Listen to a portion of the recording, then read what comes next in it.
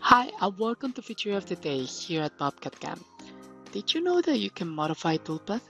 Here, we've selected this rectangle as reference, but our geometry is a little bit more complex and we have a couple of collisions. To fix this, we're going to right-click on the toolpath, we're going to click on Edit Toolpath, and then we're going to select the toolpath we want to modify. Once we do that, we can delete, we can trim and relink, we can move, replace, break, modify attributes, and even extend the cut if you need to. In this case, we're just going to move it. We're going to drag. We select the axis that we want to drag our toolpath from, in this case, X axis. We execute it, and we can even backplot it on the spot. Thank you, and have an amazing day.